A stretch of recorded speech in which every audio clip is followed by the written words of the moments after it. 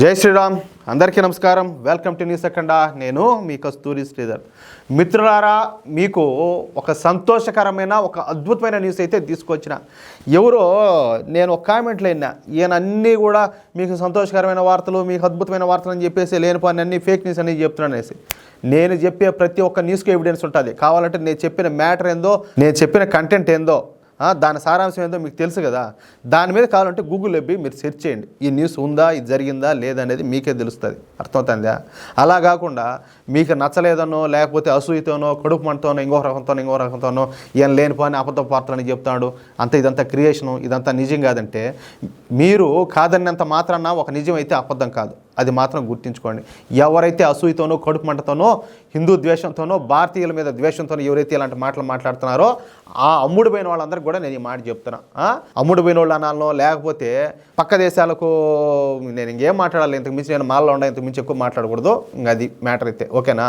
సరే, ఒకసారి ఈ న్యూస్ ఏనండి, ఖచ్చితంగా మీరు ప్రతి ఒక్కరు కూడా చాలా హ్యాపీ ఫీల్ అవుతారు. ఛత్తీస్గఢ్లో అడవులు చాలా ఎక్కువగా ఉంటాయి. దాదాపుగా సగానికి పైగా రాష్ట్రము ఈ అడవులతో నిండిపోయి ఉంటుంది. దీంతో ఈ ఛత్తీస్గఢ్ రాష్ట్రంలో గిరిజన సోదరులు ఎక్కువగా నివసిస్తూ ఉంటారు. వీళ్ళలో చదువుకోని వాళ్ళ జనాభా చాలా ఎక్కువగా ఉంటుంది. ఇక ఈ రాష్ట్రంలో గిరిజనుల జనాభా ఎక్కువగా ఉండడం, దట్టమైన అడవులు ఉండడంతో అక్కడ నక్సలైట్ల ప్రాబల్యం కూడా పెరిగిపోయింది. సరే, ఈ నక్సలైట్లు ఏదో తెలుసో తెలియకో, లేకపోతే తమకు ఏదైనా అన్యాయం జరిగి ఉండి ఈ నక్సలైజాన్ని ఎన్నుకున్నారని చెప్పేసి కాసేపు అనుకుందాం, ఏదో అటు అనుకుందాంలే ఊరికేనే. కానీ ఈ నక్సలైట్లు ఏం చేస్తారని తెలిసిన, దేశ వ్యతిరేక కార్యకలాపాలకు పాల్పడతారు.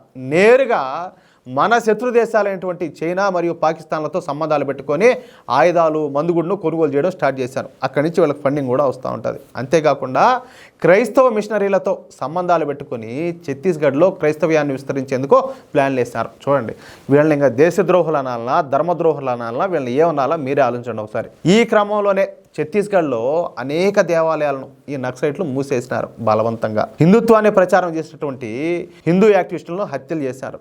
హిందూయిజం గురించి మాట్లాడే బీజేపీ నాయకులను ఎన్కౌంటర్లు చేశారు. అంతేకాకుండా ఎంతోమంది అమాయకులైన గిరిజనులను మతం మారమని చెప్పి బలవంతం చేశారు. అది మామూలు కూడా కాదు, నెక్స్ట్ లెవెల్ అన్నమాట.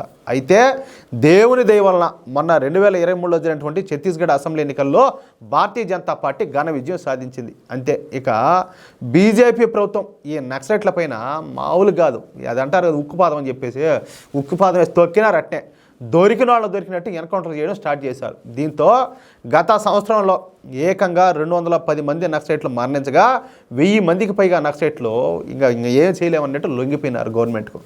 దీంతో ఛత్తీస్గఢ్లో ఈ క్రైస్తవం యొక్క ప్రాబల్యం అయితే తగ్గుతూ వచ్చింది. ఇదా ఎవరైనా కూడా ఇష్టపూర్వకంగా వాళ్ళు ఏదైనా మతం మారాలంటే మారాలి, అంతేగాని భయపెట్టి, బెదిరించి, చంపి, కొట్టి ఇది ఏంది తీరు ఏంది?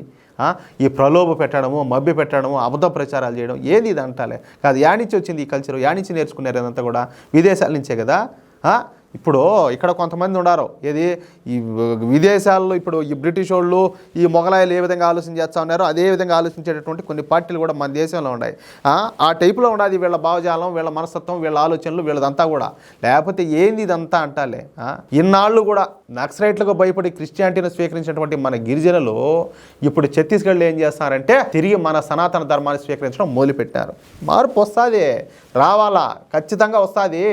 ఈ క్రమంలోనే నిన్న ఒకేసారి 651 కుటుంబాలు తిరిగి మన సనాతన ధర్మాన్ని అయితే స్వీకరించినాయి. దాదాపుగా 2000 మంది ఈ క్రిస్టియానిటీని వదిలిపెట్టి తిరిగి మన సనాతన ధర్మంలోకి ఈ పునరాగమనం చేశారు. ఎంత అద్భుతమైన న్యూస్ చూడండి. మనసు అసలే సంతోషంతో ఎంత బాగుండదో. ఇందుకు కారణం ఎవరో తెలుసా? ఒకటి బీజేపీ ప్రభుత్వం కాగా రెండవ వ్యక్తి ఒకరు ఉన్నారు.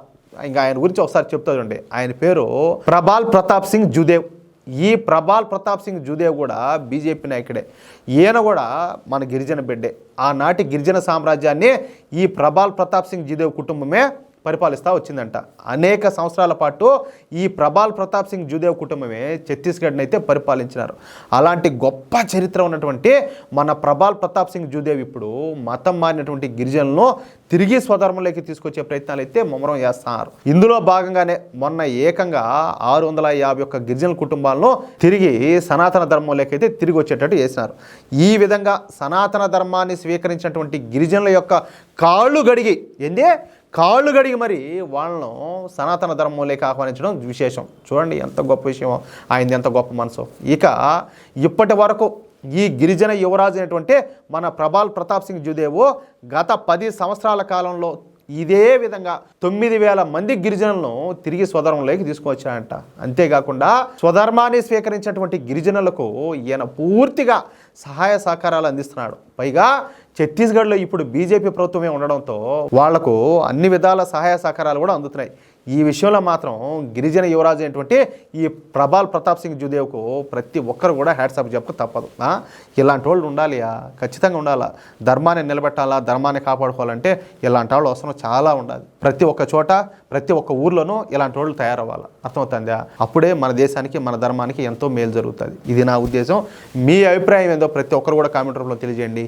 ఈ వీడియో మీకు నచ్చినట్లయితే మిత్రులారా ప్రతి ఒక్కరు కూడా ఈ వీడియోను మీకు ఎంతమందికి వీలైతే అంతమందికి, ఎన్ని గ్రూపుల్లో వీలైతే అన్ని గ్రూపులకి ఈ వీడియోని షేర్ చేయండి. అది మన బాధ్యతగా తీసుకుందాం. ఎందుకంటే ఇప్పుడున్న పరిస్థితుల్లో మార్పు చాలా అవసరం. ప్రతి ఒక్కరిలో కూడా మార్పు రావాలా. అది బాధ్యతగా తీసుకుందాం. అది మీ బాధ్యత, నా బాధ్యత, మనందరి బాధ్యత. అలాగే ఇటువంటి న్యూస్ను మరి ఎన్నో చూడాలనుకుంటే, మన ఛానల్ ఎంకరేజ్ చేయాలనుకుంటే, సపోర్ట్ చేయాలనుకుంటే ప్రతి ఒక్కరు కూడా మన ఛానల్ సబ్స్క్రైబ్ చేసుకోండి. ప్లీజ్ సపోర్ట్ చేయండి. జై శ్రీరామ్. ఓం శ్రీ స్వామియే శరణమయ్యప్ప.